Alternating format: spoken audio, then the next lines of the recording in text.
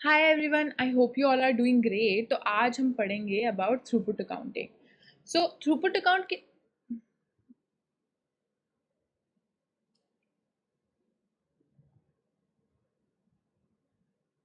Hi everyone, I hope you all are doing great. So आज हम पढ़ेंगे about throughput accounting. Throughput accounting किस concept पे based है? Throughput accounting is based on just in time inventory concept. मतलब कि आप प्रोडक्ट्स तभी बनाओगे जब आपका कस्टमर ऑर्डर कर रहा है और आप अपने पास कम से कम इन्वेंट्री रखोगे। ठीक है। थ्रूपुट अकाउंटिंग में हम ये देखते हैं कि हम अपना कॉस्ट को मिनिमाइज कैसे कर सकें। प्लस थ्रूपुट अकाउंटिंग एक और कॉन्सेप्ट पे भी बेस्ड है जिसको हम कहते हैं थ्योरी ऑफ कंस्ट्रेंट्स। कंस्ट्रेंट्स यानी कि लिमिटिंग फैक्टर, कि कोई ऐसा फैक्टर तो नहीं है हमारी प्रोडक्शन प्रोसेस में जो लिमिट में है हमारे पास, कि वो एक क्वांटिटी तक ही अवेलेबल है, उसके बाद वो अवेलेबल नहीं है। तो throughput accounting is based on the concept कि हमारे पास एक कॉन्स्ट्रेन है, हमारे पास एक लिमिटिंग फैक्टर है, उसके हिसाब से हमें प्रोडक्शन करनी है। ठीक है। तो हम ये देखेंगे कि अगर कोई लिमिटिंग फैक्टर आपके पास है, फॉर एग्जांपल रॉ मटेरियल आपके पास 1000 kg ही अवेलेबल हैं। अब आपको उससे देखना है कि आप कितने यूनिट्स बनाओगे, और मे बी आप 2 यूनिट्स बना रहे हो, right? Product A and B, और ये रॉ मटेरियल दोनों में चाहिए। तो अब हम ये देखेंगे कि ये 1000 kg ऑफ रॉ मटेरियल हम कहाँ एलोकेट करें, ए में एलोकेट करें, बी में एलोकेट करें, और अगर एलोकेट कर रहे हैं तो कितना एलोकेट करें। ठीक है। So this is what we are going to learn in throughput accounting. Let's move forward. सबसे पहले आती है हमारी theory of constraints. Theory of constraints में हम ये देखेंगे कि हम एक लिमिटिंग फैक्टर, एक कंस्ट्रेंट को कैसे अपनी प्रोडक्शन प्रोसेस में अप्लाई करते हैं। ठीक है। सो थ्रूपुट क्या होता है? सबसे पहले throughput is sales minus direct material cost. As per throughput accounting सिर्फ मटेरियल की कॉस्ट ऐसी है जो कि वेरिएबल होती है शॉर्ट रन में। ठीक है। एज पर थ्रूपुट सिर्फ मटेरियल की कॉस्ट ऐसी है जो कि वेरिएबल होती है शॉर्ट रन में, बाकी सब कॉस्ट इंक्लूडिंग लेबर, ओवरहेड्स, बाकी कोई भी खर्चा आपके प्रोडक्शन में हो रहा है सबका सब फिक्स्ड है। ठीक है। तो थ्रूपुट इज, हम ये देखते हैं कि वेरिएबल कॉस्ट माइनस करने के बाद हमारे सेलिंग प्राइस में से हमारे पास कितना अमाउंट बच रहा है जिससे हम अपनी फिक्स्ड कॉस्ट कवर कर सकते हैं, उसको हम थ्रूपुट कहते हैं। तो throughput contribution is sales revenue minus direct material cost. Okay. इसको हम थ्रूपुट भी कह सकते हैं, थ्रूपुट रिटर्न भी कह सकते हैं। ठीक है। हम थ्रूपुट कंट्रीब्यूशन पर यूनिट कैसे निकालेंगे? Sales price per unit minus direct material cost per unit. ठीक है। अब थ्योरी ऑफ कंस्ट्रेंट्स हमें कहती है, this is the theory of constraint is a production system where the key financial concept is maximizing the throughput while keeping conversion and investment cost to a minimum. तो अब हमें theory of constraints में लोग क्या कह रहे हैं कि आपको थ्रूपुट को मैक्सिमाइज करना है, लेकिन अब हमारे पास कंस्ट्रेन है, राइट? हमारे पास एक लिमिटिंग फैक्टर है, तो हमको थ्रूपुट को मैक्सिमाइज करना है while utilizing this constraint in the most effective way possible, और अपनी कॉस्ट को कम रखते हुए। ठीक है। सो now, TOC is an approach to production management and optimizing production performance that was formulated by Goldratt and Cox in the US 1986. Its key financial concept is to turn material into sales as quickly as possible and thereby maximizing the net cash generated from sale. As we talked about just in time inventory. Just in time inventory यानी कि हमको inventory रख नहीं रहे हैं business में, हम products तभी प्रोड्यूस करें जब हमारा कस्टमर मांग रहा है। तो इनका कॉन्सेप्ट क्या है कि जल्दी से जल्दी हम अपने रॉ मटेरियल को इन्वेंट्री में कन्वर्ट करें और उसको डायरेक्टली सेल कर दें, इन्वेंट्री रखें ना। ठीक है। Now in throughput accounting all operational expenses except material are assumed to be fixed, as I told you. इसीलिए थ्रूपुट में हम सिर्फ डायरेक्ट मटेरियल को माइनस करते हैं ताकि हमारे पास ऐसा अमाउंट आ जाए जिससे हम बाकी का फिक्स कॉस्ट कवर कर पाएँ। ठीक है। अब हमने बोला था कि हमें थ्रूपुट मैक्सिमाइज करना है while using our constraints effectively and efficiently, right? तो हम थ्योरी ऑफ कॉन्स्ट्रेंट्स में ये देखेंगे कि हम अपने डायरेक्ट मटेरियल माइनस करने के बाद जो हमारा थ्रूपुट कंट्रीब्यूशन आ रहा है वो जितने भी प्रोडक्ट्स आप बना रहे हो उसमें से सबसे ज़्यादा किसका है, राइट? तभी हमें ये पता चलेगा कि हम कहाँ पे मैक्सिमाइज कर पाएंगे, राइट? जिसका सबसे ज़्यादा थ्रूपुट होगा वहीं पे हम अपना रिसोर्सेज भी एलोकेट करेंगे, राइट? अब आते हैं बॉटल नेक पे। Bottleneck is a binding constraint in a process which has lower capacity than preceding or subsequent activities, thereby limiting throughput. For example, अब आपके 3 या 4 प्रोसेस हैं, ठीक है, उसके लिए आपको मटेरियल चाहिए 100 kg, आपको लेबर चाहिए लेट्स से 50 आवर्स, ठीक है, ये हो गई मेरी रिक्वायरमेंट है, ये आपकी अवेलेबिलिटी कितनी है मेरे पास, रॉ मटेरियल मेरे पास अवेलेबल है 90 kg, लेबर आवर्स मेरे पास अवेलेबल है 55 आवर्स। यहाँ पे आपका बॉटलनेक क्या हो गया, मटेरियल। जो चीज़ हमारी बाइंडिंग कॉन्स्ट्रेन है, जो चीज़ हमारे पास कम क्वांटिटी में अवेलेबल है जितनी हमें रिक्वायरमेंट है उससे, वो मेरा क्या हो गया, बॉटलनेक हो गया, मेरा बाइंडिंग कॉन्स्ट्रेन हो गया। कि अब इसने मेरी प्रोडक्शन की कैपेसिटी लिमिट कर दी कि अब मैं उतना ही प्रोड्यूस कर सकती हूँ जितना मेरे पास मटीरियल अवेलेबल है, ठीक है। और अगर हमारी प्रोडक्शन की कैपेसिटी लिमिट हो गई, इसका मतलब हमारा थ्रूपुट भी लिमिट हो गया है। So the theory of constraints also state that at all times there will be a bottleneck resource. हमेशा कुछ ना कुछ तो bottleneck रहेगा। देखो प्रोसेस कैसे काम करेगा, हमारे पास लेट्स से एक bottleneck है, ठीक है, उसके बाद हमने तरीके ढूंढे उसको एलिमिनेट करने के, ठीक है, उसके बाद आपने पहले देखा कि आप उसको इफेक्टिवली यूज़ कैसे करोगे शॉर्ट टर्म में, लॉन्ग टर्म में आपने ये देखा कि उस बॉटलनेक को एलिवेट कैसे करेंगे। अब एक बॉटलनेक एलिवेट हो गया तो कुछ और आपका बॉटलनेक बन जाएगा, राइट। एक की कैपेसिटी आपने इंक्रीज कर दी तो किसी और की कैपेसिटी आपकी रिक्वायरमेंट से कम हो जाएगी फिर। Alright,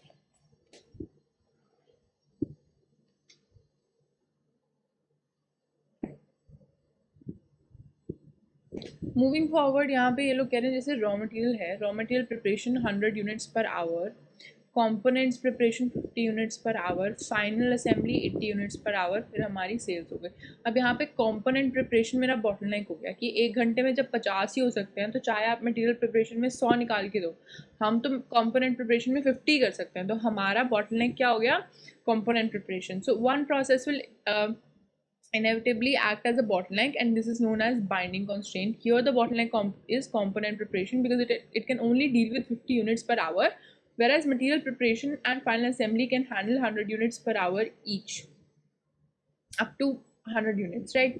In the exam, your bottleneck resource is likely to be production factor such as machine time and labor time. You may be familiar with the concept of limiting factor in production. Limiting factor ये हुआ कि अब limiting factor and bottleneck is one and the same thing. Limiting factor मतलब हमारे पास एक चीज़ कम quantity में available है जो हमारी प्रोडक्शन को लिमिट कर रही है, जो हमारी प्रोडक्शन पे कैपेसिटी लगा रही है कि इससे ज़्यादा नहीं बना सकते, आप मैक्सिमम कैप कर रही है, ठीक है। So bottleneck is also a limiting factor as they are saying. In the theory of constraints and throughput accounting, a bottleneck resource is also known as binding constraint. तो bottleneck को हम limiting factor भी कह सकते हैं, binding constraint भी कह सकते हैं।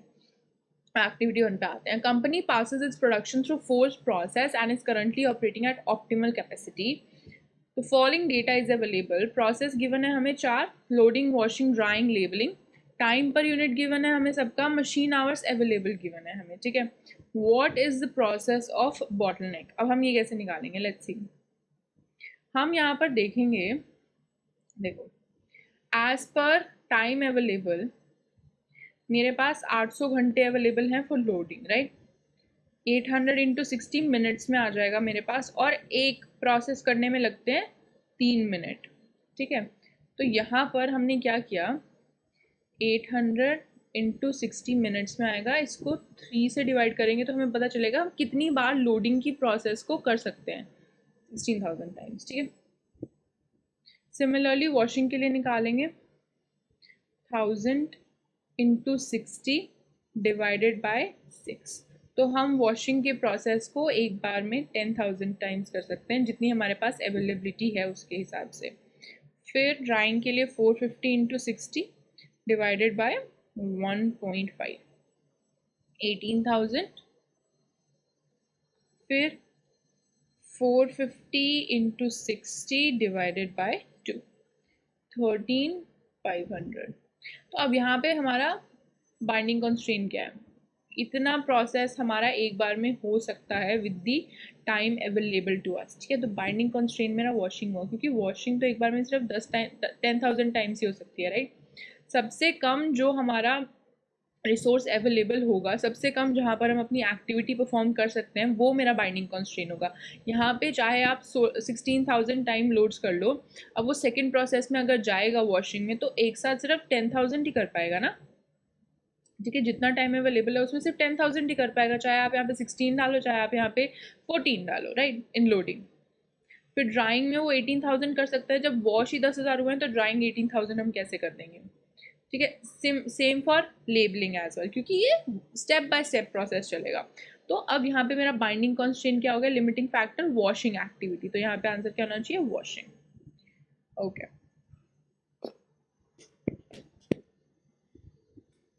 अब हम आते हैं what are the 5 steps of dealing with the bottleneck. सबसे पहला स्टेप देखो, हमारा यहाँ पे पर्पस है कि हम थ्रूपुट इंक्रीज करें, मैक्सिमाइज करें, ठीक है। The only way to increase the throughput is to increase the capacity of the bottleneck. अब वो हम कैसे करेंगे, या तो अपने बॉटलनेक को एफिशिएंटली यूज करेंगे इन the short run, and long term में हम ये देखेंगे कि हम अपने बॉटलनेक की कैपेसिटी कैसे बढ़ा सकते हैं ताकि वो हमारा कॉन्स्ट्रेंट ना रहे फिर, ठीक है। The focus of management attention should be on increasing the capacity of bottleneck resource और एलिवेटिंग और removing the bottleneck all together, कि उसकी कैपेसिटी इतनी बढ़ा दो कि वो बॉटलनेक रहे ही ना, ठीक है। सो हमारे पास 5 स्टेप अप्रोच है उसके लिए। स्टेप 1 हमारा ये है, सबसे पहले तो आपको ये ढूंढना है कि आपका बॉटलनेक है क्या, ठीक है। स्टेप 2 है एक्सप्लॉइट। एक्सप्लॉइट मतलब, अब ये देखो उस बॉटलनेक रिसोर्स से आप मैक्सिमम कितना आउटपुट जनरेट कर सकते हो जिससे आपका थ्रूपुट मैक्सिमाइज हो जाए, जिससे आपका सबसे ज़्यादा थ्रूपुट आए, ठीक है। The highest possible output must be achieve from the binding constraint. The output must never be delayed and as such as buffer inventory should be held immediately before the constraint. Third, subordinate. Operations prior to binding constraint should operate at the same speed as that of the work in progress does not build. अभी हमने ऊपर देखा कि washing में 10,000 ही जाएंगे चाहे आप load 16,000 कर दो, तो हम जब हमें पता है कि नेक्स्ट प्रोसेस में 10,000 ही जाएंगे तो हम पहले प्रोसेस में 16,000 क्यों करें। So every process should work according to the bottleneck, ठीक है। Then Step 4 is elevate. Elevate मतलब try to eliminate the system's bottleneck by increasing the capacity, ठीक है, by buying more resources.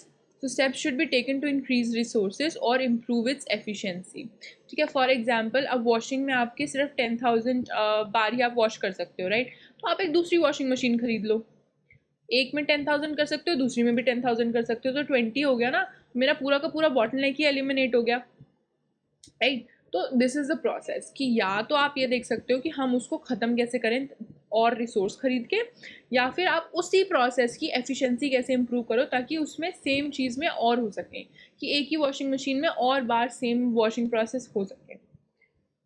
And then we move to step 1। अब एक चीज़ को eliminate किया तो कुछ और बॉटलनेक बन गया होगा, राइट। फॉर एग्जांपल पिछले में अगर आप एक नई वॉशिंग मशीन खरीद लेते तो फिर लास्ट वाला जो हमारा प्रोसेस था उसमें और भी कम थे हमारे और भी टाइम्स हम कम प्रोसेस कर पाते, right. 13,500 was the number of times जो कि हम लास्ट में प्रोसेस कर पाते, तो वो बॉटलनेक बन जाता। तो ऐसे ही है, एक बॉटलनेक एलिमिनेट करोगे तो दूसरी चीज़ हमारी बॉटलनेक बन जाएगी।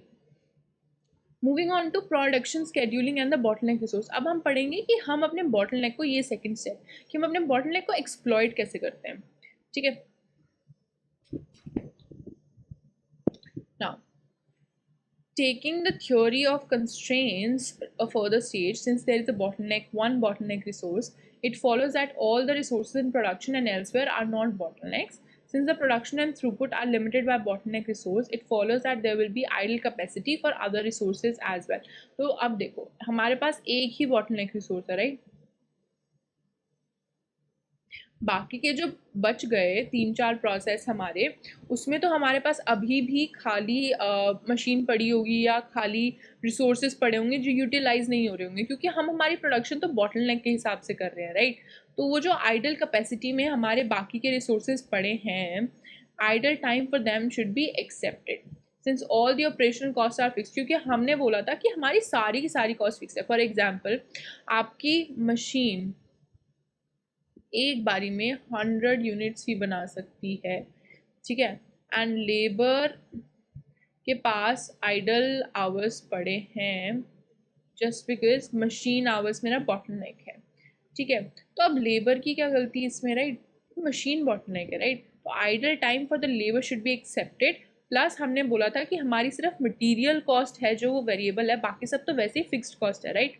सो idle time is not costing you any money, additional money तो कोई आपकी लग नहीं रही है क्योंकि वो ऑलरेडी फिक्स है। वो आइडल टाइम हो चाहे आप उसको प्रोडक्शन के लिए यूज करो, आपको पे तो करना ही पड़ेगा, right. So resources that are not bottleneck resource should not be used beyond the amount required for the maximum achievable throughput, कि bottleneck के हिसाब से हम उसकी प्रोडक्शन करेंगे, उससे ज़्यादा हम resources यूज़ नहीं करेंगे क्योंकि उससे हमारी खाली work in progress inventory बनेगी, right? So given the bottleneck resource, using non-binding constraints beyond this amount will simply result in build-up of inventory. Same चीज़ कह रहे हैं। In the traditional cost accounting, improving efficiency and creating more inventory will increase profits. Higher inventories reduces the cost of sales and increases reported profits.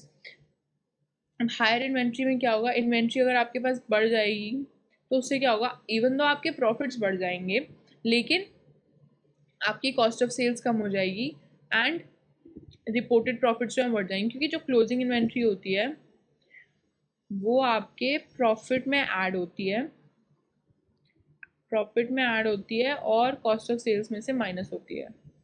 तो cost of sales कम हो जाएगी, profit बढ़ जाएगा, but that means कि हमने फालतू की inventory रखी हुई है। देयर इज अ पॉसिबिलिटी कि वो इन्वेंट्री डैमेज भी हो सकती है, राइट। और पड़ी इन्वेंट्री क्या कर रही है, आपके लिए ख़राब भी हो सकती है, राइट। तो हमें हमारे बाइंडिंग कंस्ट्रेंट के अलावा जो रिसोर्सेज हैं उनको उतना ही यूटिलाइज करना चाहिए जितना हम मैक्सिमम प्रोड्यूस कर सकते हैं as per my bottleneck. And in the theory of constraints, using non-bottleneck resources above the amount required for maximum throughput is wasteful. It will result in waste. It does not increase throughput, it only increases unused inventory levels, जिसका भी कोई use नहीं है जब तक हमारा bottleneck resource खाली नहीं हो जाता.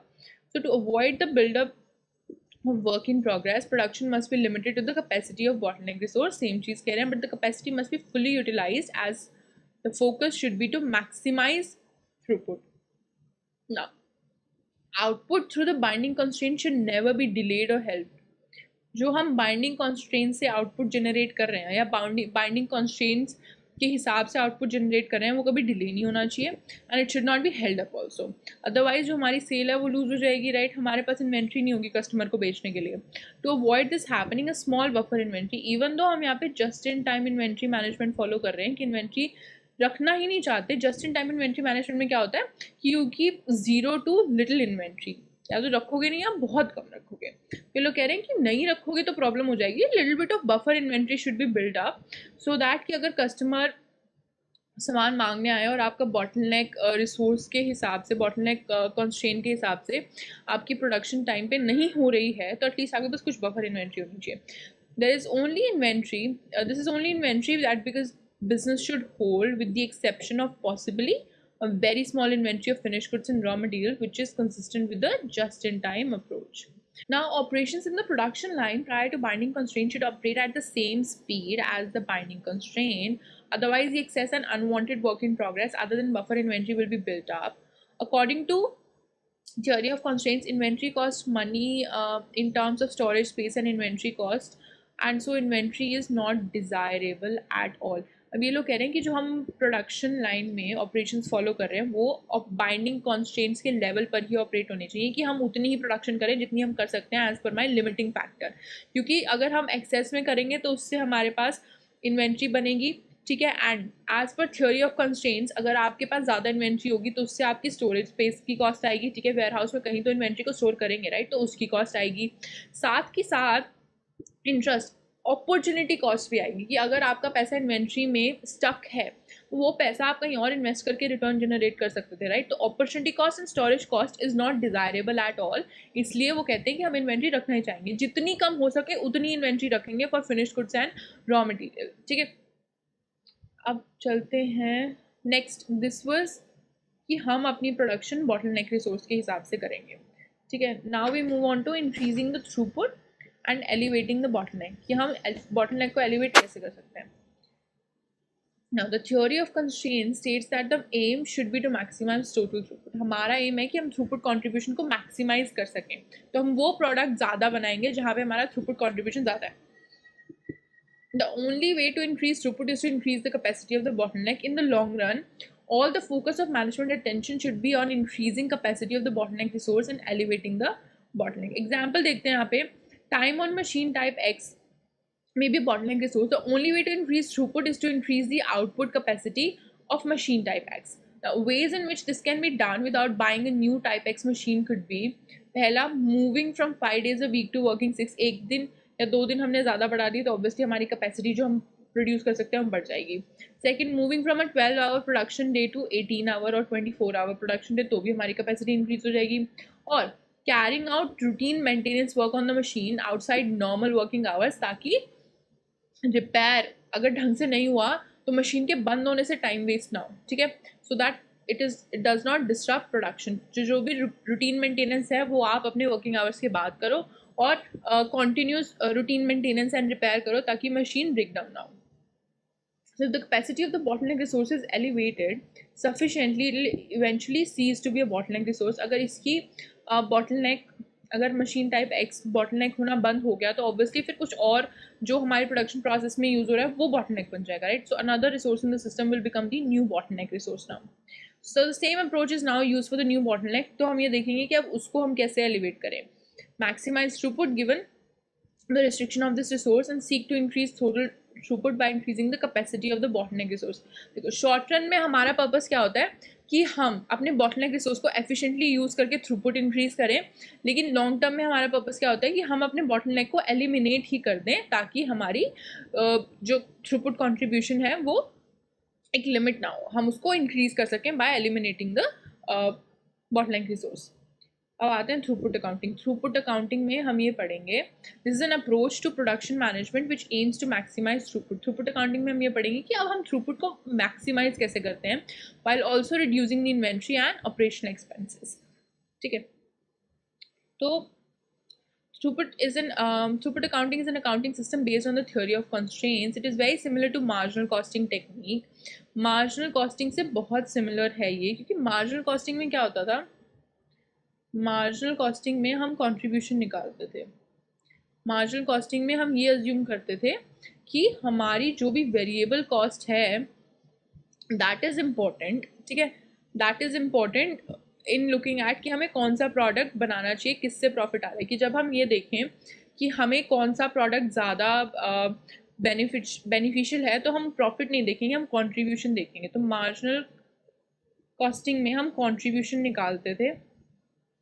कंट्रीब्यूशन का फॉर्मूला होता था सेल्स माइनस और selling price minus variable cost, सारी वेरिएबल कॉस्ट. ठीक है, वहाँ पर हम ये देखते थे कि हमारी variable cost is important in the short run, fix cost तो फिक्स्ड ही रहेगी, राइट. तो अगर हमें ये देखना है कि कौन सा प्रोडक्ट मेरे लिए ज़्यादा बेनिफिशियल है तो हम कॉन्ट्रीब्यूशन देखेंगे रादर देन प्रॉफिट. ठीक है, यहाँ पर भी सेम है, यहाँ पर भी हम यही कह रहे हैं कि मटेरियल कॉस्ट जो है वो मेरी वेरिएबल कॉस्ट है, इसलिए थ्रूपुट कंट्रीब्यूशन क्या है, sales minus direct material cost, क्योंकि बाकी सब तो मेरे लिए ऑलरेडी फिक्स्ड है, right. So it is not appropriate to use, it is most appropriate to use in a just-in-time environment because of the emphasis on the throughput and inventory minimization. So throughput accounting emphasis throughput, inventory minimization and cost control. अब throughput accounting तीन चीज़ों पे emphasis करता है, throughput, inventory minimization and cost control. The only variable cost is material, all of the factory cost are fixed in the short run. So this means that the labour is treated as fixed cost as well. याद रखना है हमें, अगर कि labour की cost other overheads में नहीं given है तो उसको हम ऐड करेंगे अपनी फिक्स कॉस्ट में. अगर फिक्स कॉस्ट अलग से गिवन है, लेबर की कॉस्ट अलग से गिवन है, तो लेबर की कॉस्ट को ऐड किया जाएगा in your fixed cost. Now, in a just-in-time environment, producing solely for inventory is a bad thing. Now, products should not be made unless there is a customer for them. This means accepting some idle time in non-bottleneck resources. Again, just-in-time environment क्या होता है, हम वहाँ पर products तभी produce करते हैं जब हमारा customer demand करता है. हम inventory नहीं रखते हैं और हम production हमने बॉटलनेक रिसोर्स के हिसाब से करेंगे, चाहे बाकी रिसोर्सेज में आइडल टाइम आ रहा हो कि वो खाली बैठे हैं तो भी कोई बात नहीं. Work in progress should be valued at material cost only. Work in progress मतलब आपका प्रोसेस 1 है, ठीक है, प्रोसेस 2 है, प्रोसेस 3 है. अब प्रोसेस 3 आपका बॉटलनेक है, आपने कुछ वर्क इन प्रोग्रेस में इनपुट किया, उसका आउटपुट सेकेंड प्रोसेस में किया. अब ये आउटपुट पूरा का पूरा 100% थर्ड में नहीं जा सकता बिकॉज थर्ड मेरा बॉटलनेक है. तो यहाँ पे जो भी बच जाएगा वो आपका वर्क इन प्रोग्रेस इन्वेंट्री हो जाएगी. ठीक है, एंड वो किस पे वैल्यू करेंगे, जितना मटेरियल हमने इस प्रोसेस में लगाया है अभी तक. so that no value is added to profit until a sale is made. Now, profit is determined by the rate at which throughput can be generated. That is how quickly raw materials can be turned into sales to generate cash. Producing for the sole purpose of increasing inventory creates no profit, so should not be encouraged as well, क्योंकि inventory को तो हम material cost पे recognise करें तो उससे कोई profit ही नहीं आ रहा, राइट। अब हम देखते हैं कि ट्रेडिशनल कॉस्टिंग और थ्रूपुट कॉस्टिंग एक दूसरे से अलग कैसे है। सी, ट्रेडिशनल कॉस्टिंग में labour cost and variable overheads are treated as variable cost, लेकिन थ्रूपुट में सिर्फ direct material cost is treated as variable, बाकी सब फिक्स्ड होते हैं।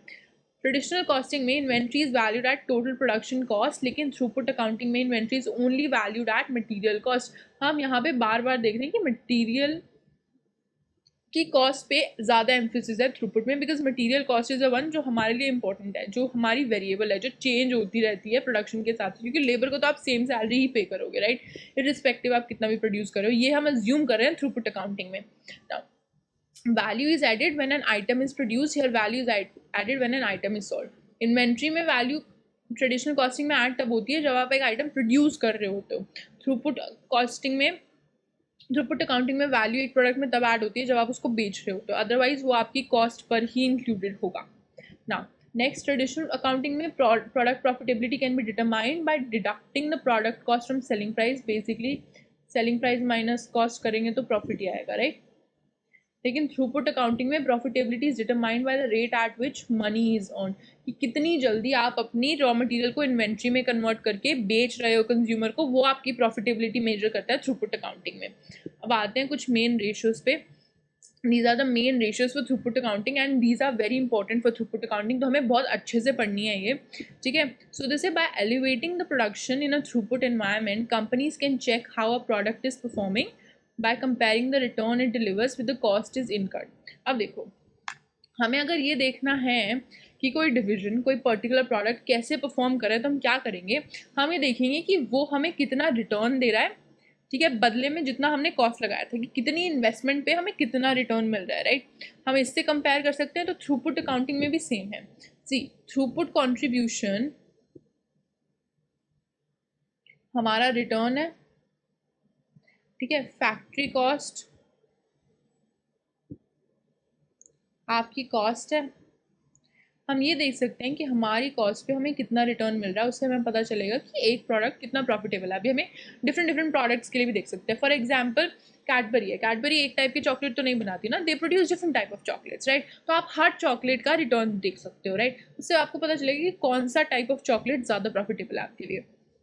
सो this is done using throughput accounting ratio. तो ये रिटर्न हम निकालते हैं using TPAR। TPAR is a short form for throughput accounting ratio, ठीक है। The formula below compare the throughput return and throughput cost on per factory hour basis. So in the theory of constraint means that the throughput of a factory will be determined by the speed of bottleneck process। कितनी जल्दी again आप raw material को inventory में convert करके उसको बेच रहे हो और कितना कंट्रीब्यूशन उससे अर्न कर रहे हो। तो अब हमारे पास यहाँ पे फॉर्मूलाज हैं। सबसे पहले हम देखेंगे कि हमारी फैक्ट्री की कॉस्ट कितनी है, कितनी हुई फिक्स प्रोडक्शन कॉस्ट, यानी कि आपके ओवरहेड्स, जो कि rent, electricity, admin cost, manager की सैलरी, ये सब, and including labour. Overheads plus labour cost हमारी हुई टोटल फैक्ट्री कॉस्ट, पहली चीज़।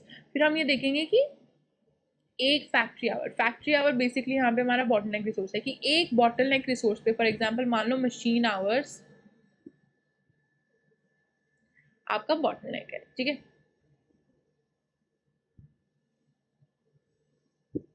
तो हम ये देखेंगे कि अब यहाँ पर कैसे निकालोगे आप return per factory our. Return यानी कि throughput per unit divided by bottleneck resource used per unit. Basically मान लो मशीन आवर्स आपका बॉटलनेक रिसोर्स है और थ्रूपुट आपका 5 है, मशीन आवर्स आपके 2.5 है, ठीक है। 2.5 मशीन आवर्स आप एक यूनिट के लिए यूज़ कर रहे हो और थ्रूपुट कंट्रीब्यूशन आपका 5 आ रहा है, तो यहाँ पे रिटर्न हो गया आपका 2।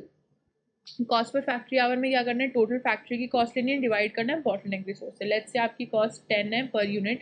अब टोटल फैक्ट्री कॉस्ट में आएगी, टोटल फैक्ट्री कॉस्ट ले लेते हैं। Let's say total factory cost आपकी 100,000 है। देखो एक चीज याद रखनी है, अगर न्यूमिनेटर पर यूनिट में है तो डिनोमिनेटर भी पर यूनिट में होना चाहिए। अगर न्यूमिनेटर टोटल है तो डिनोमिनेटर भी टोटल होना चाहिए। अभी हम यहाँ पे टोटल फैक्ट्री कॉस्ट ले रहे हैं, तो मैं नीचे क्या लूंगी, टोटल बॉटलनेक टाइम। ठीक है, लेट्स से आपके पास 10,000 मशीन आवर्स अवेलेबल हैं टोटल में, तो यहाँ पे मेरा बॉटलनेक क्या, कॉस्ट पर फैक्ट्री आवर क्या हो गया, 10। अब थ्रूपुट अकाउंटिंग रिटर्न कैसे निकालेंगे, return per factory hour divided by cost per factory hour. Okay, return पर bottleneck divided by cost per bottleneck, simple. ये रेशियोज इंपॉर्टेंट हैं, याद करनी है बहुत अच्छे से। फैक्ट्री कॉस्ट और conversion cost, these are all the cost except the direct material cost. अब यहाँ पे टोटल फैक्ट्री कॉस्ट में डायरेक्ट मटेरियल की कॉस्ट को छोड़ के सारी की सारी कॉस्ट आएंगी। Okay, alright, let's move on to activity 2 now. Activity 2 में ये लोग कह रहे हैं कि each unit of product P requires 4 machine hours। ठीक है, machine time is the bottleneck resource बता रहे हैं, with only 650 machine hours available per week. Okay, total bottleneck 650 machine hours हैं। टोटल बॉटलनेक है मेरे पास, टोटल मशीन आवर्स है 650 machine hours, ये मेरा बॉटलनेक रिसोर्स है, और पर यूनिट हम यूज़ करें 4 machine hours. Product B is sold for 120 per unit and has a direct material cost of 35 per unit. तो यहाँ पर थ्रूपुट आपका हो गया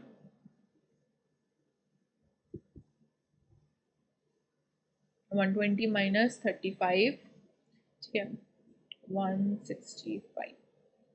टोटल फैक्ट्री कॉस्ट है 13,000 पर वीक। हमें टीपीआर निकालना है, थ्रूपुट 165 हो गया। ठीक है, सबसे पहले निकालते हैं रिटर्न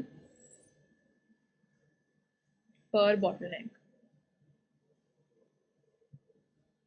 रिटर्न पर बॉटलनेक हुआ आपका throughput per unit divided by bottleneck resource per unit. तो 4 मशीन आवर्स हैं, डिवाइड बाय 4 करेंगे, तो रिटर्न पर बॉटलनेक मेरा होना चाहिए 165 डिवाइडेड बाय 4, 41.25। अब निकालते हैं cost per bottleneck. Total cost कितनी है मेरी, 13,000। ठीक है, डिवाइड करेंगे 650 से, क्योंकि टोटल ले रहे हैं तो टोटल बॉटलनेक लेंगे, टोटली कॉस्ट लेंगे। 13,000 डिवाइडेड बाय 650, यहाँ पे कॉस्ट पर बॉटलनेक आपकी आई 20।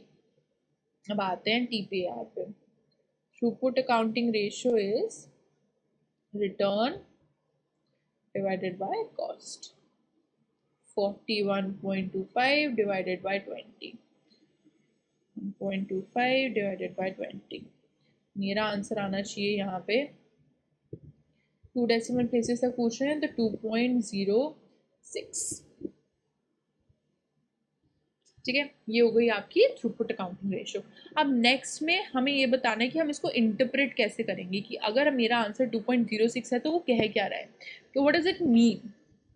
अब देखो, अगर आपका थ्रूपुट अकाउंटिंग रेशियो 1 से ज़्यादा है, ठीक है, इट मीन्स कि आपकी return is greater than your cost. कब, if TPAR is greater than 1, तो आपका रिटर्न इज ग्रेटर, रिटर्न पर bottleneck is greater than cost per bottleneck. ठीक है, तो इसका मतलब that product is profitable for you. ठीक है, total throughput should exceed the total factory cost, otherwise the organization will make a loss. तो हम ये चाहेंगे कि हमारे सारे प्रोडक्ट्स का टीपीआर एटलीस्ट 1 से ज़्यादा हो, क्योंकि कॉस्ट से तो ज़्यादा ही होना चाहिए ना आपका रिटर्न, एटलीस्ट, या तो कॉस्ट जितना होना चाहिए कॉस्ट से ज़्यादा होना चाहिए। And a TPR that is not much higher than 1 is barely profitable. ठीक है, और अगर वो 1 के बिल्कुल आसपास पॉइंट्स में है तो इट इज़ बैरली प्रॉफिटेबल, तो कभी भी लॉस में जा सकता है।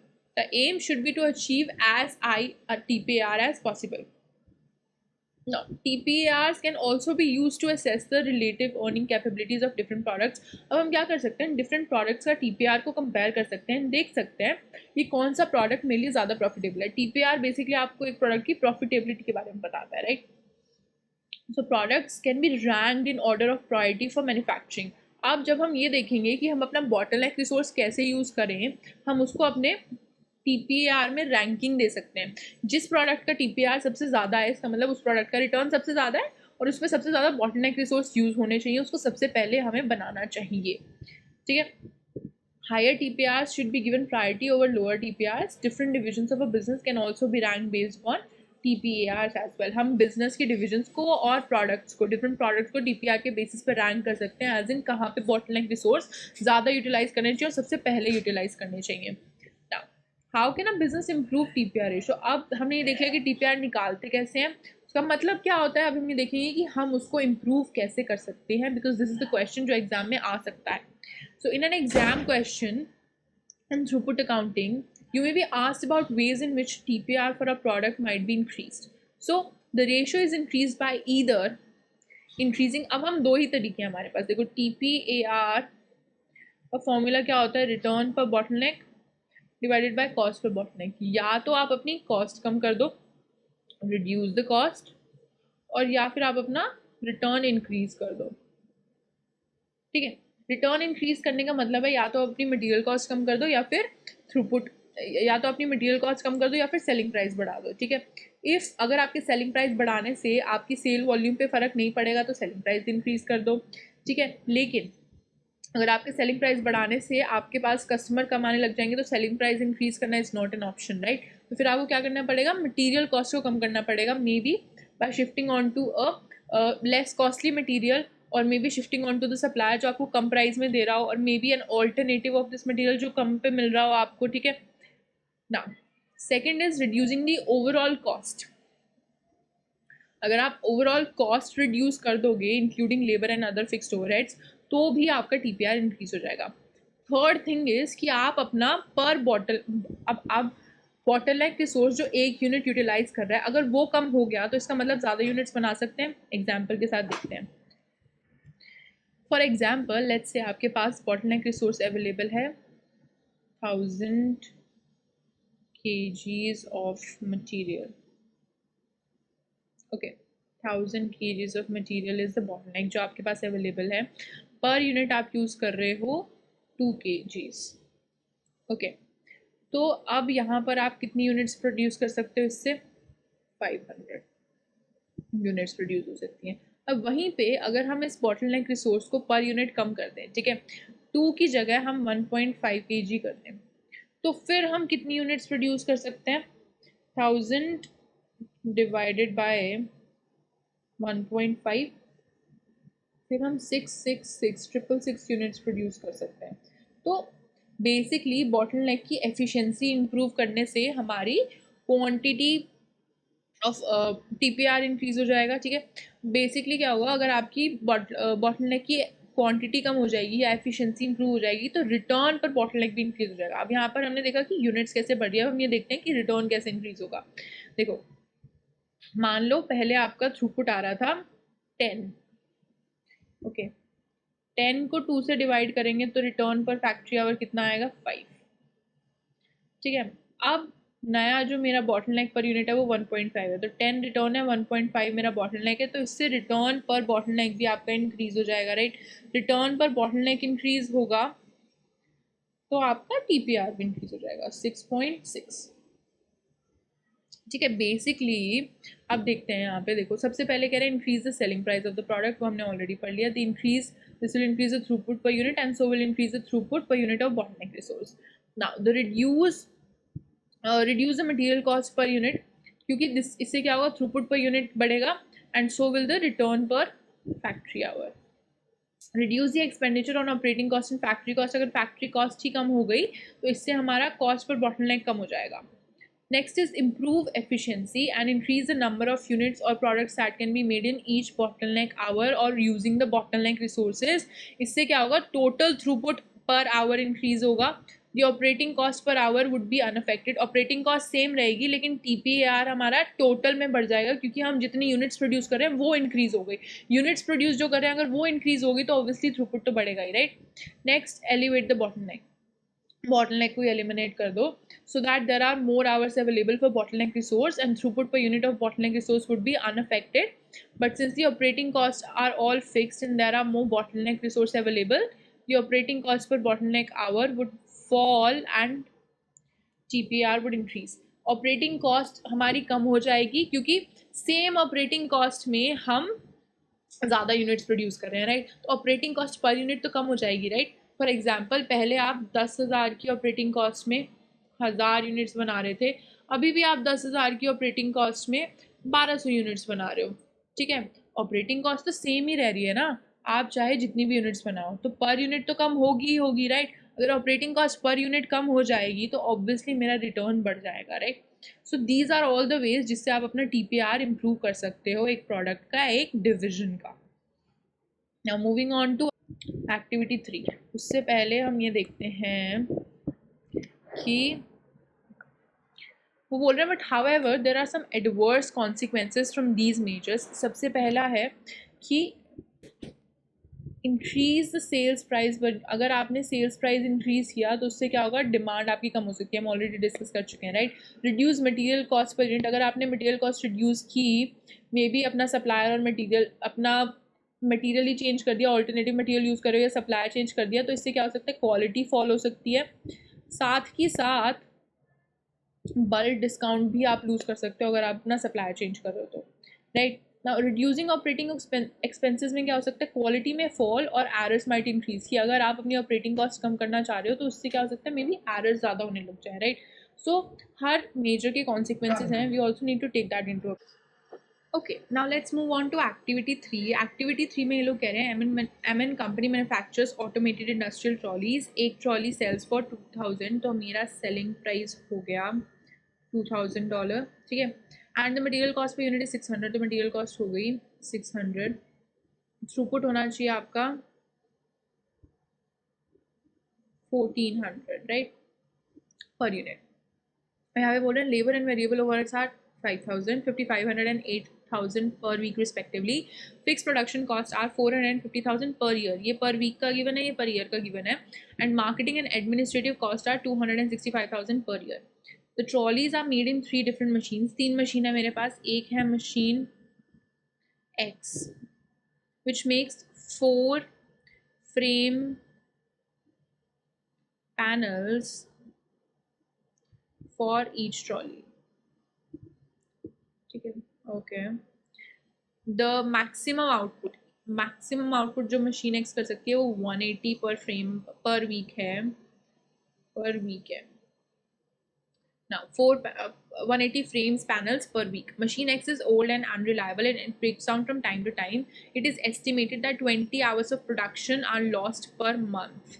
ठीक है, 20 hours of production are lost per month. Machine Y जो कर सकती है वो मैन्युफैक्चर कर सकती है 52 ट्रॉलीज पर वीक, एंड मशीन Z जो है वो ऑपरेट कर सकती है, is also old but reasonably reliable but can process and assemble 30 trolleys per week. ये बना सकती है 30 trolleys per week. Okay. The company has recently introduced just-in-time system and it is company's policy to hold little work in progress and no finished goods inventory from week to week. The company operates a 40-hour week and 48 weeks a year. तो वो बोल रहे हैं, अब देखो हमें machine X and machine Y का पता चल गया कि एक महीने में कितनी ट्रॉलीज बना, एक हफ्ते में कितनी ट्रॉलीज बना सकते हैं, बट मशीन X का निकालना है हमें कि वो एक हफ्ते में कितनी ट्रॉलीज बना सकता है। हमें ये पता है कि एक ट्रॉली के लिए वो 4 फ्रेम पैनल्स बना रहे हैं और उनकी मैक्सिमम कैपेसिटी 180 है, बस एक मैक्सिमम कैपेसिटी में से वो बोल रहे हैं कि हर महीने 20 आवर्स आर लॉस्ट, ठीक है? तो हम ये देखते हैं कि अब वो कितना लूज कर रहे हैं। 40 आवर वर्क वीक है, अगर एक वीक में 40 घंटे काम हो रहे हैं तो एक मंथ में कितना होगा, 40 इंटू 4 160, ठीक है? 160 में से 20 घंटे बर्बाद हो रहे हैं। तो अब हम ये देखेंगे कि कितना percentage of time is lost. 20 divided by 160 into 100, हमारे पास टोटल 160 घंटे हैं, उसमें से 20 घंटे बर्बाद हो रहे हैं। तो कितने घंटे बर्बाद हो रहे हैं? Approximate 12.5% of total time is being lost. तो मतलब ये जो 180 की उसकी मैक्सिमम कैपेसिटी है, इसमें से 12.5% तो वो लूज ही कर देगा, राइट। सो 180 इंटू 12.5%, 180 इंटू 12.5%, तो 22.5 फ्रेम्स तो आपके लॉस्ट ही हो गए, ठीक है। तो यहाँ पर मशीन एक्स की कैपेसिटी अब कितनी रहेगी? 180 माइनस 23, 22, 180 माइनस 22.5, 157.5। तो अब हम ये देखेंगे 157 फ्रेम्स बना सकते हैं, एक ट्रॉली के लिए 4 फ्रेम चाहिए, तो maximum you can produce 39 trolleys, ठीक है। तो ये लोग पूछ रहे हैं which is the bottleneck machine. अब यहाँ पे बॉटलनेक कौन सा है मेरा? मशीन जी, क्योंकि उसमें हम सबसे कम ट्रॉलीज बना सकते हैं। मशीन एक्स में 39 बना सकते हैं एक हफ्ते में, मशीन वाई में 52 एंड मशीन जी में 30। तो बॉटलनेक क्या हुआ? मशीन जी। नेक्स्ट क्वेश्चन है what is the throughput accounting ratio. हमें टीपीआर बतानी है। ऑलराइट,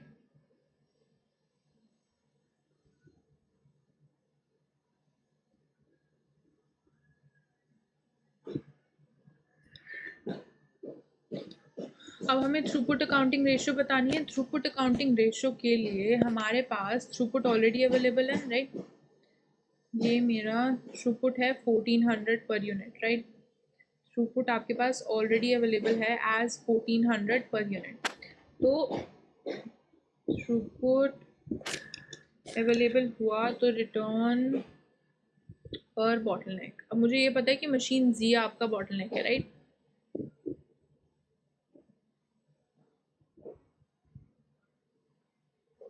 रिटर्न मेरा है 1400। अब देखना है कि बॉटलनेक रिसोर्स पर यूनिट कितना है। अब हर मशीन को हम एक हफ्ते में 40 घंटे ऑपरेट कर रहे हैं, राइट। और एक ट्रॉली से हम 40 आवर्स में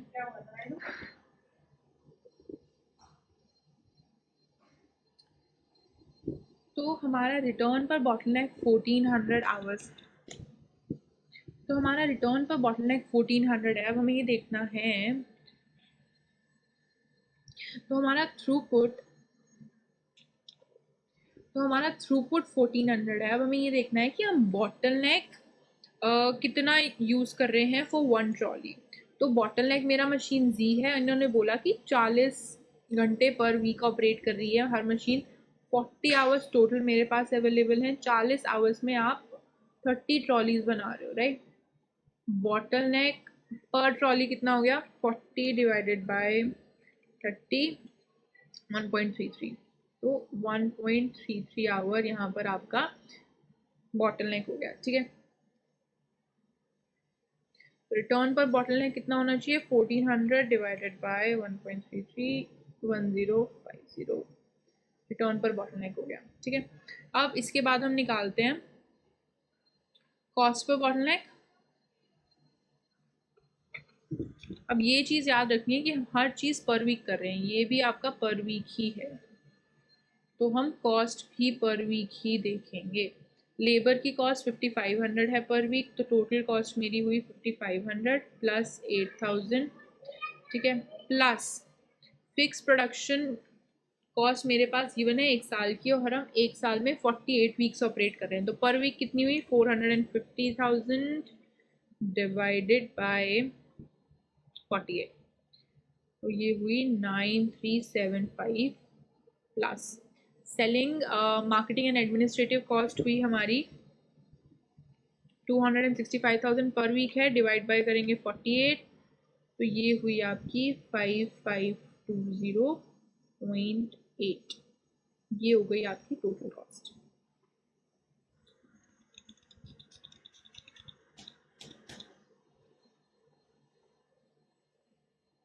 अब निकालते हैं टोटल कॉस्ट पहले, ठीक है। रिटर्न पर बॉटलनेक हो गया, टोटल कॉस्ट निकालते हैं। टोटल फैक्ट्री कॉस्ट, फैक्ट्री की कॉस्ट निकालनी है सिर्फ। राइट। तो हमारे पास अब देखो हम हर चीज़ पर वीक के हिसाब से करें, हमने ऑलरेडी बोला है। तो यहाँ पर आप क्या करोगे, लेबर की पर वीक की कॉस्ट 5500 है, वेरिएबल ओवरहेड्स की 8000 है, लेकिन आपको यहाँ पे फिक्स प्रोडक्शन कॉस्ट किस में गिवन है, पर ईयर में गिवन है। तो इसको हम वीक में कन्वर्ट करेंगे। अब ये लोग 48 वीक्स का ईयर है इनका, तो 450,000 डिवाइडेड बाय 48, पर वीक की कॉस्ट आ गई 9375। Selling and administration cost factory cost नहीं है, ये इनकी प्रोडक्ट को बेचने की कॉस्ट है, तो ये यहाँ पे हमारी टोटल कॉस्ट का पार्ट नहीं होगा। 8000 प्लस 5500,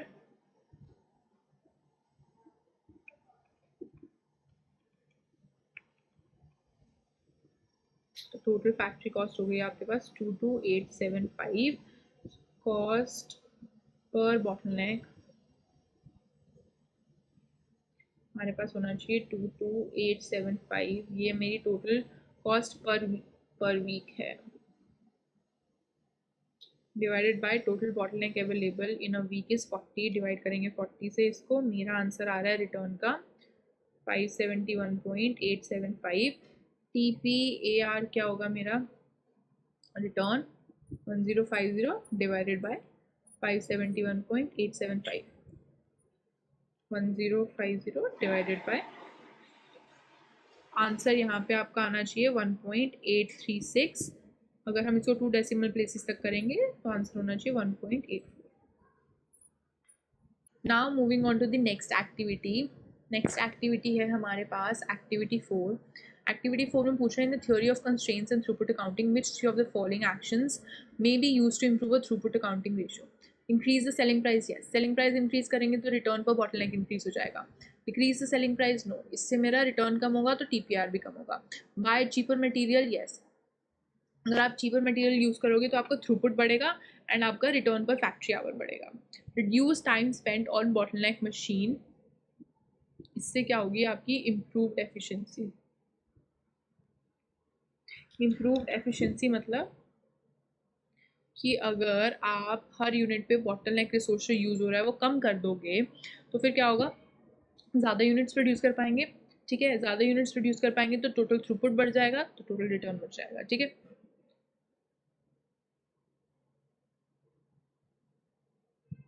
नेक्स्ट है मेरे पास एक्टिविटी 5। अब एक्टिविटी 5 में we have a full fledge question, एक ऐसा क्वेश्चन जो आपके सेक्शन बी में आ सकता है। ठीक है, एंड यूजुअली थ्रूपुट अकाउंटिंग के क्वेश्चन सेक्शन बी में सेक्शन ए में आएंगे। ठीक है, तो यहाँ पर teeth company is a private cosmetic dental surgery offering 2 types of teeth whitening procedures, A and B. 2 procedure है हमारे पास, ए एंड बी।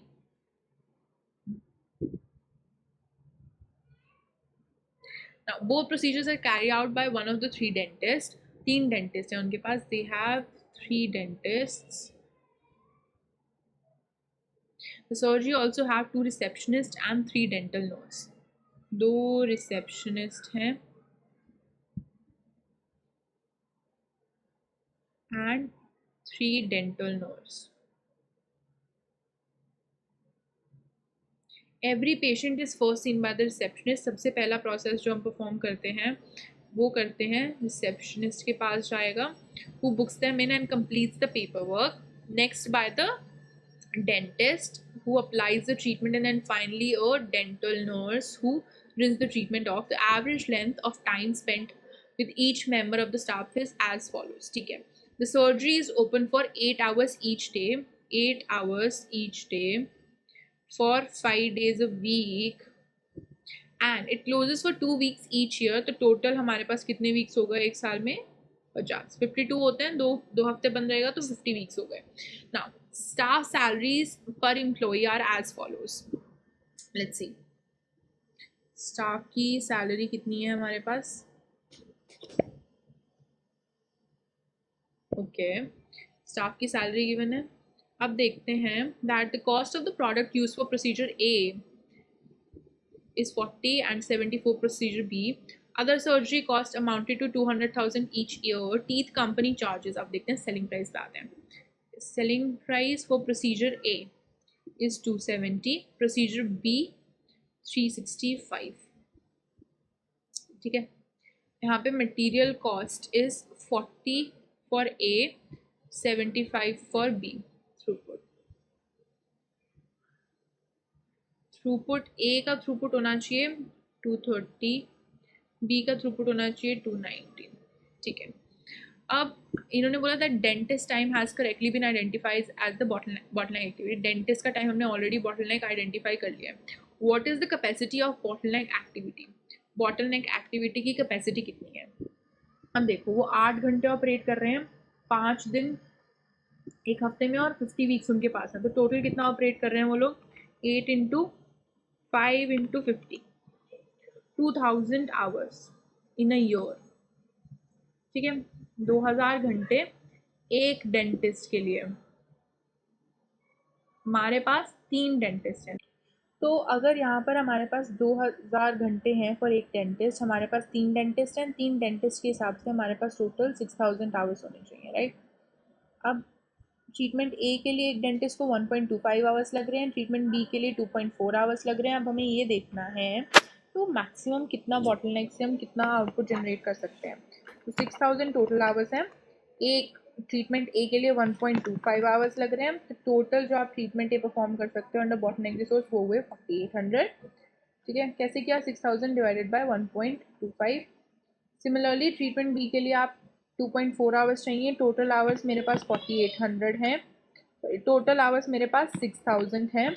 एक के लिए सिंपल क्रॉस मल्टीप्लिकेशन है, अगर वन प्रोसेस के लिए 2.4 चाहिए आपको आवर्स, ठीक है, तो 6000 आवर्स में आप कितने प्रोसेस कंप्लीट कर पाओगे? सिंपल क्रॉस मल्टीप्लिकेशन है, 6000 डिवाइडेड बाय 2.4, 2500।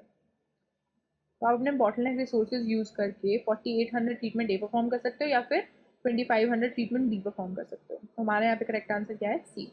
नेक्स्ट वो पूछें, the surgery calculated the cost per hour to be 91.67, what is the throughput accounting ratio for both the treatments? Throughput हमारे पास ऑलरेडी है, ठीक है। अब इन्होंने बोला कि मेरी बॉटलनेक एक्टिविटी है डेंटिस्ट के आवर्स, राइट। डेंटिस्ट के hours per unit already available है, throughput per unit already available है, तो हमें क्या निकालना है? रिटर्न पर बॉटलनेक। रिटर्न पर बॉटलनेक क्या होगा मेरा? 230 divided by 1.25 for A 184, B के लिए क्या होगा? 290 डिवाइडेड बाय 2.4। थ्रूपुट 230 है, बॉटलनेक पर यूनिट 1.25 है, पर ट्रीटमेंट 1.25 है, तो 230 डिवाइडेड बाय 1.25 आ गया 184। ट्रीटमेंट बी के लिए 290 हमारा थ्रूपुट है, 2.4 हम एक ट्रीटमेंट के लिए आवर्स यूज़ करें, तो 290 डिवाइडेड बाय 2.4 आएगा आपका turn per hour is 120.83। Cost per bottleneck हमें ऑलरेडी गिवन है, जो कि है हमारी दोनों के लिए सेम रहेगी 91.67।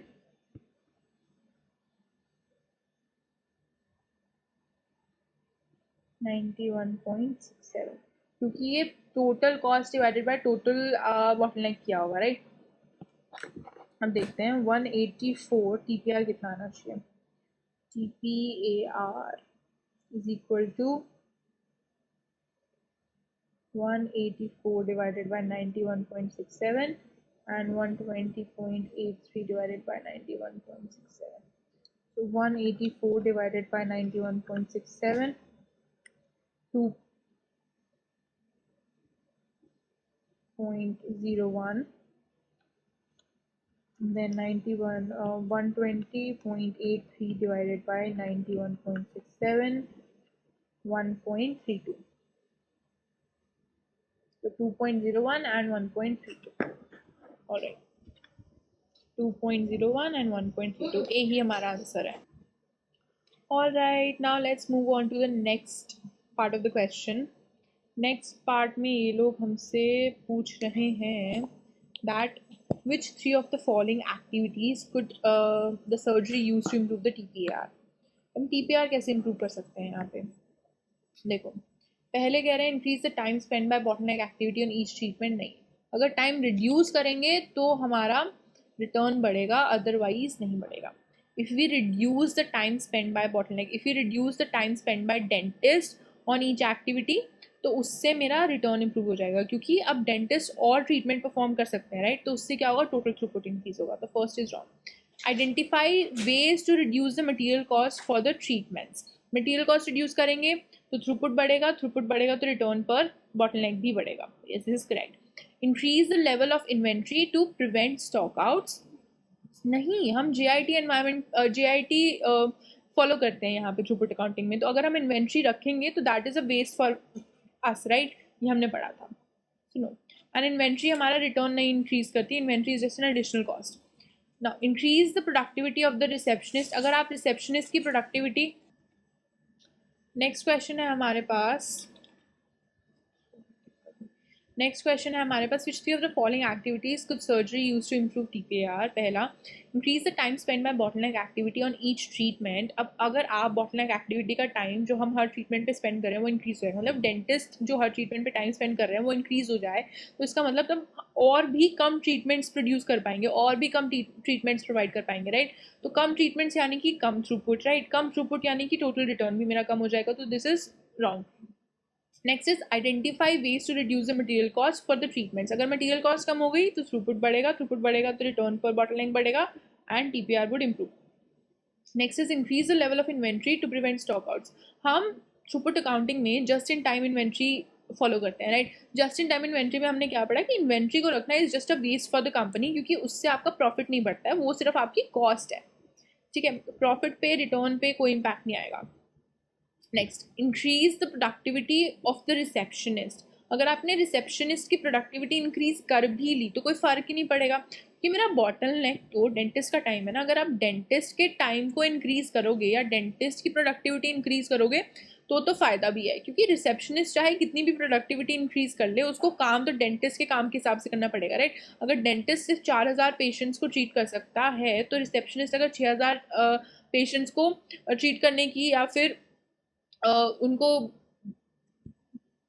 बात करने की या उनको टाइम देने की कैपेसिटी रख रहा है, फिर भी टोटल हम ट्रीट तो 4000 को ही कर सकते हैं, right? So this is also wrong. Next, improve the control of surgeries total operating expenses. अगर हमारे ऑपरेटिंग एक्सपेंसेस कम हो गए तो हमारी कॉस्ट पर बॉटलनेक कम हो जाएगी और हमारा रिटर्न इंक्रीज हो जाएगा। Apply and increase to selling price of services. अगर सेलिंग प्राइस इंक्रीज होगा तो अगेन थ्रूपुट बढ़ेगा, थ्रूपुट बढ़ेगा तो रिटर्न पर बॉटलनेक बढ़ेगा, तो TPAR भी बढ़ेगा। Next, which would be the effect on the bottleneck if the surgery employed another dentist. अगर उन्होंने दूसरा डेंटिस्ट एम्प्लॉय कर लिया तो the dentist time would be the bottleneck for treatment A only, the dentist time would be bottleneck for treatment B only, the dentist time will remain the bottleneck for both treatments and there will no longer be a bottleneck। देखते हैं इसको हम ऊपर हमारे question से देखते हैं। अगर एक और डेंटिस्ट को एम्प्लॉय कर लिया तो फिर क्या होगा? देखो, अभी डेंटिस्ट के पास हमारे पास 6000 आवर्स है, ठीक है? रिसेप्शनिस्ट मेरे पास कितने हैं? 2 रिसेप्शनिस्ट हैं, ठीक है?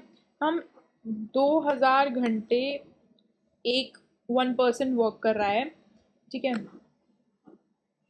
2000 घंटे एक पर्सन वर्क कर रहा है, बिकॉज उन्होंने बोला था कि वो 8 आवर्स ओपन है 5 days a week और 50 वीक्स के लिए। हमारे पास 6000 आवर्स डेंटिस्ट के लिए, 2 रिसेप्शनिस्ट हैं तो 4000 आवर्स रिसेप्शनिस्ट के लिए हो गए, एंड 3 डेंटल नर्स 6000 आवर्स फिर से नर्स के लिए हो गए, ठीक है? तो अब देखते हैं कि हम कितना ट्रीटमेंट प्रोवाइड कर सकते हैं एज पर दी आवर्स हमारे पास है। 4000 hours for receptionist divided by 0.15, तो रिसेप्शनिस्ट यहाँ पे 2666 ट्रीटमेंट्स पेशेंट्स को ट्रीट कर सकती है, ठीक है? Divided bye 0.25, 16,000। फिर 6000 डिवाइडेड बाय 1.25, ये हम ऑलरेडी कर चुके हैं, 4800 प्लस 2500 था यहाँ पे, राइट? नेक्स्ट आते हैं डेंटल नर्स पे। 6000 डिवाइडेड बाय 0.5, तो 12000 यहाँ पे वो डेंटल नर्स ट्रीट कर सकती है ट्रीटमेंट A के लिए, और divided by 0.5, 12000 he treatment B के लिए ट्रीट कर सकती है डेंटल नर्स, ठीक है? अब वो लोग कह रहे हैं कि अगर हमारे पास एक और डेंटिस्ट आ गया तो डेंटिस्ट के टोटल आवर्स कितने हो जाएंगे फिर? 8000। 8,000 आवर्स के हिसाब से ट्रीटमेंट ए में कितने ट्रीटमेंट्स कर सकता है डेंटिस्ट? 8,000 divided by 1.25, 6400.